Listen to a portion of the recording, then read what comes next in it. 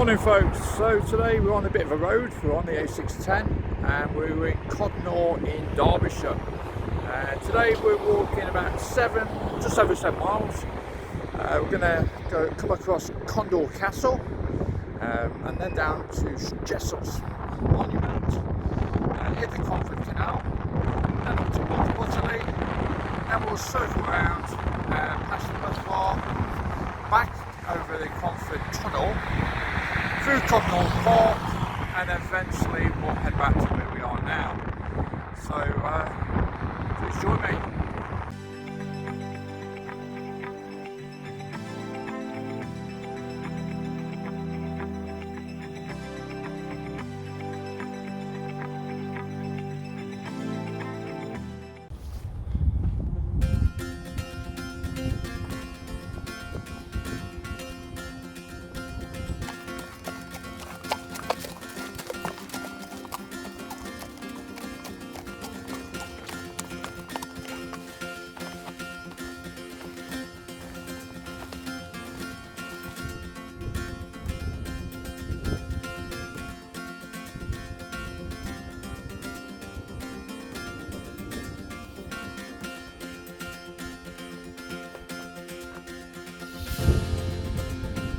Codnor Castle was built by William Peveril. Well, I'm not sure if he built it single-handedly, but I'm sure he had a few pals to help him.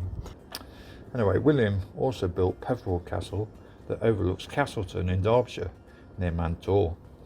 Built in the 13th century as a Norman Motte and Bailey castle, it was held by the de Grey family, who took the title Baron Grey of Codnor.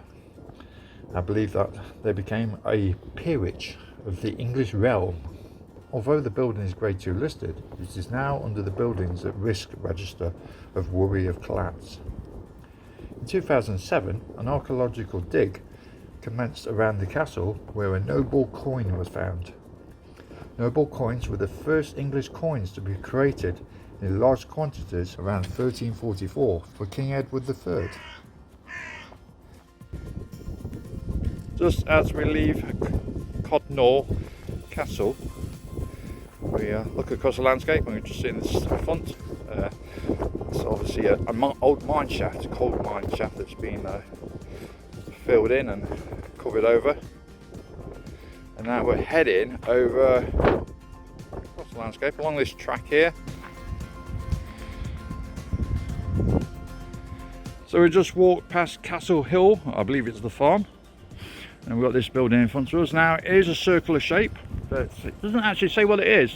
I'm guessing possibly a reservoir, or it could be a old sewage system. A lot of barbed wire there. Any ideas what it might be? So we're on the way towards the Jessups Memorial, or Jessups Monument, just at Castle Hill itself. So if you know what that building is, let me know. Linda is walking with me today and we're doing a few walks together. She's usually jet setting around the world, so I'm privileged that she allowed me to go a walk with her. But I'm sure when lockdown's over, she'll be back on the jet set and I'll still be bimbling around by myself. This is the Jessup Monument, also known as Codnor Park Monument, built in 1854 in the memory of William Jessop Jr.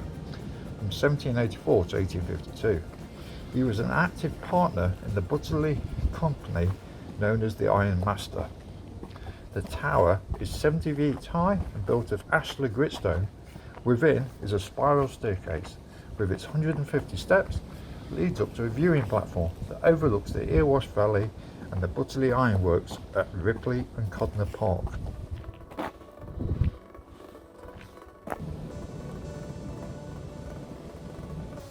The bin. Please, the 60-year-old Sharon sheep was very cruelly poisoned by some person who each day tossed their orange council dog bag over the old fence into this field for any pet, fox or any other stray animal to pick it up and choke upon it.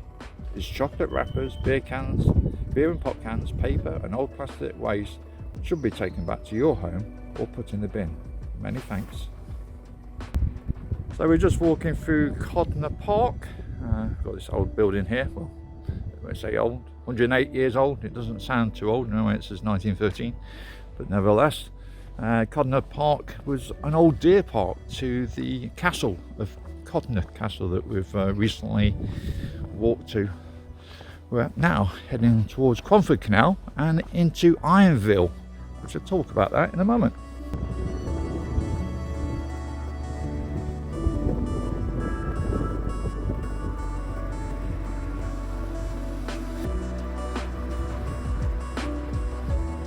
So we're in Ironville.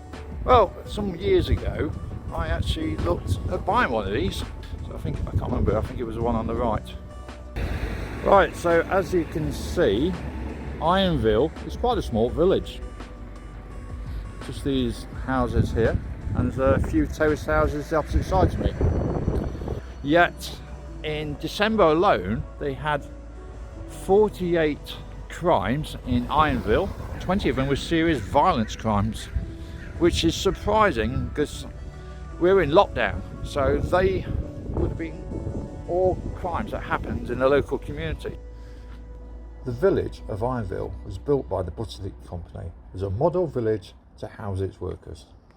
The village gained national acclaim for its rural spaces and gardens, different to the usual industrial villages of the time. The Butterley Company was an English manufacturing firm founded by Benjamin Outram and Company in 1790. I've spoken about Old Benjamin in another video. We went to Christ's Tower and Wingfield Manor. Benny was a pioneer to the building of canals and tramways. The local ironworks were known for making the cannonballs for the Battle of Waterloo, as well as armoured plate for the first iron-hulled warship in 1861.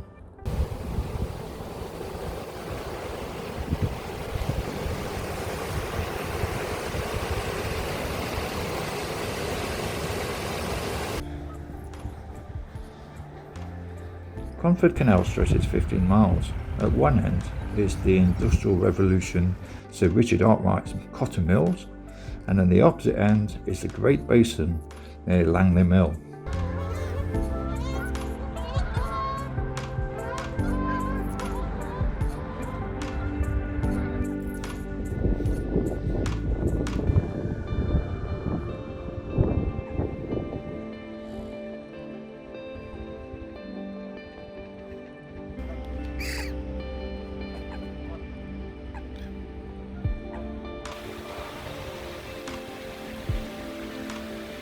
The canal was built to transfer coal as well as lime and cotton from the mines, quarries and mills.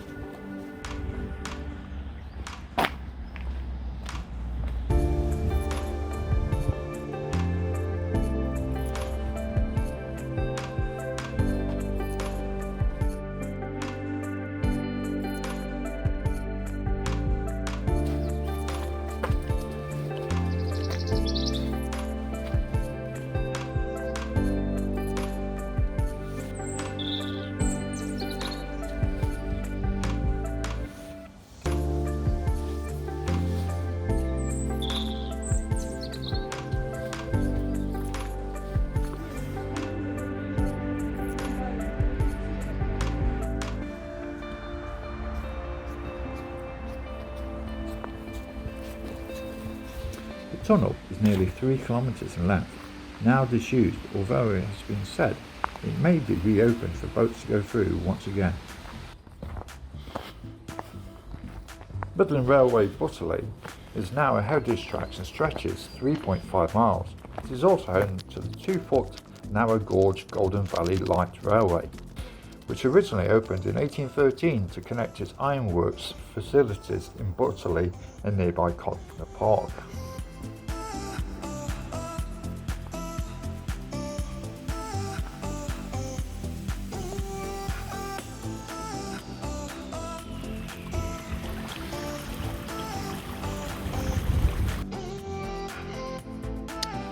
So this is Swanik Junction Station, part of the Butterley line. The Heritage Line is home to several steam locomotives, including the Princess Royal and quite a few diesel and electric locomotives. The Hayes was built in the 1860s as the home of Mr. Fitzgerald Wright, the builder of St Pancras Station, and was great-great-grandfather of the Duchess of York. However, just 50 years later, in 1910, Fitzgerald Wright's son sold the estate to the company that has then adapted it for as a Christian conference centre. In World War II it was transformed as Camp 13, which was a place for German prisoners of war. One of its prisoners was the ace fighter pilot Franz von Wehr. Franz managed to tunnel his way out of the camp. He escaped when the prisoners of war choir were distracting the guards. The story was made into a film in 1957 called The One That Got Away.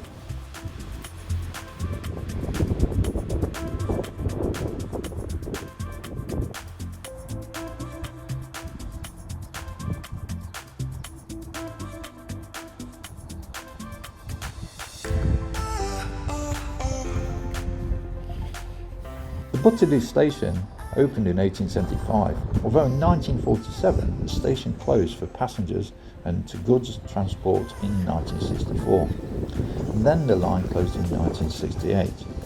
The station was reopened in 1981 by volunteers who restored the station and line to its former glory. It was also chosen as one of the destinations for the Harry Potter movies.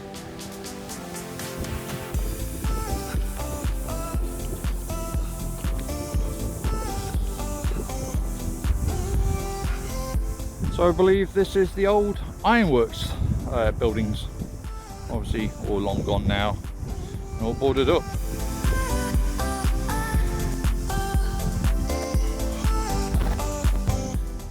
Well, we're at the police headquarters and there's a big fence there so I can't get in, or can I? On this side the fence is 2 foot off the ground, not very secure on this side.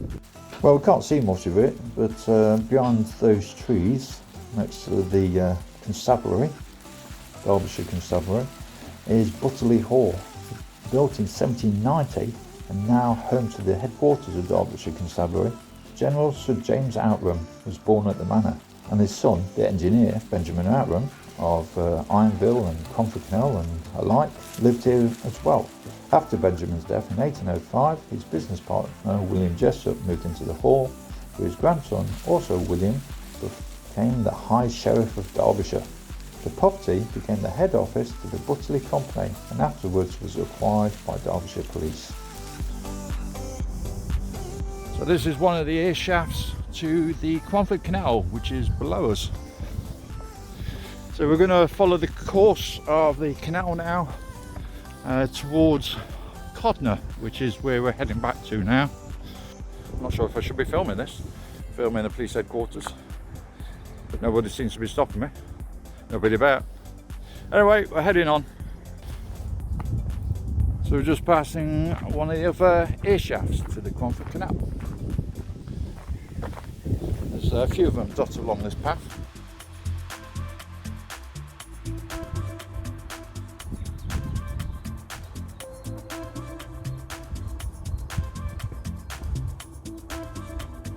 Hey! See, I talk to the animals. Yeah. Nay. Go on, do it again. Do it again. Nay. Nay. Nay. Sounding more like a goat now. Nay.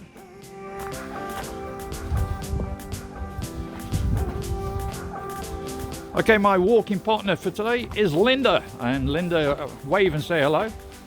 Hello.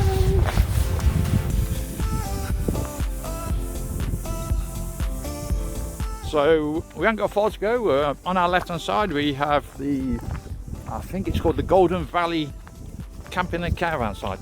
And we might actually have to go that way in a moment because we're walking down this track here, which is a footpath. But in front of us we have a slight problem.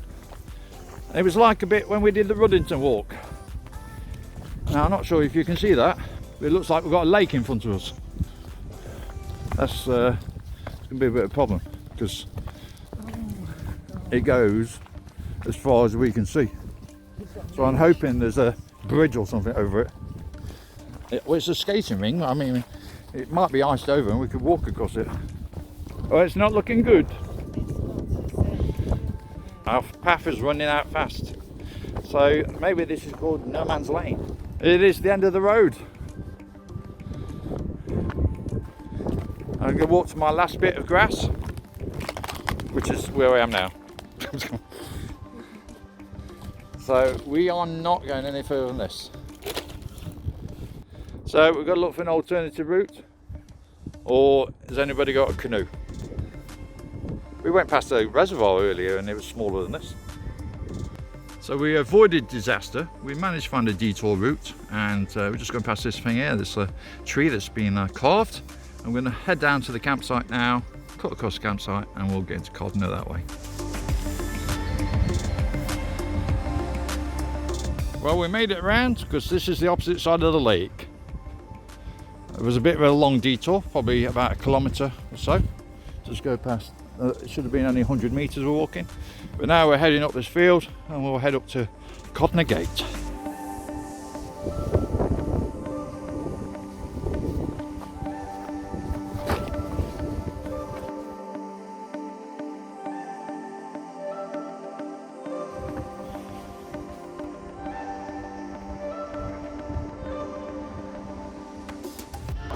Right guys, we are back in Codnor, and this is the end of this walk. Linda was too shy to be on camera, so she's walking ahead. So you just got me to look at. But fortunately I'm going to be gone in a moment, so you'll be alright. The walk was scheduled to be about 7.2 miles. Due to the bit we had to walk around the lake and everything else, or the floodplain, we ended up walking an extra mile. So in total it's been about just under 8.5 miles. We're back on the busy road, so I'm going to say farewell for now, and hopefully you've enjoyed it. Again, some interesting places along the way. Put a like, put a comment, and until then I'll see you soon. So take care, have a good one, bye bye hikers.